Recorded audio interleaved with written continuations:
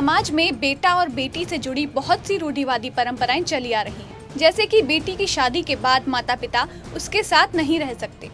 लेकिन इनमें सबसे बड़ा रूढ़िवाद ये है कि माता पिता की मृत्यु के बाद बेटियां अंतिम संस्कार में हिस्सा नहीं ले सकती। सिर्फ बेटों को ही माता पिता की अंतिम क्रिया करने का अधिकार होता है। लेकिन विदिशा की एक बेटी ने ऐसी सभी रूढ़िवादी परंपराओं को दरकिनार करते हुए एक मिसाल पेश की है। एक बेटी ने इकलौती संतान होने के नाते अपने बीमार पिता की जी जान से सेवा की और उनके देहांत के बाद बेटी ने ही अपने पिता को मुखाग्नि भी दी। मुन्ना लाल उनका और कैसे देहांत हुआ? कैसे कुछ नहीं हुआ, बुखार आया था बस। तो अभी जैसे मुखाग्नि आप दे रहे हैं, बेटे वगैरह नहीं कोई? नहीं, मैं अकेली इकलौती बेटी हूँ। समाज में और परिवार में अन्य लोगों ने नहीं कहा कि आप मत करो या कुछ? किसी कहने से क्या, मैं तो खुद करूँगी ना।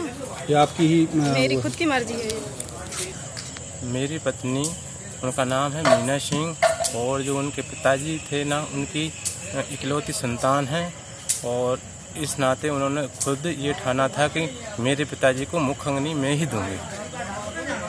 समाज और परिवार के नहीं, कोई दिक्कत नहीं, समाज परिवार की कोई दिक्कत नहीं। उनके निर्णय में आप भी सहयोग में हैं? तो मेरी पत्नी के साथ मैं रहूँगा साहब सहयोग में।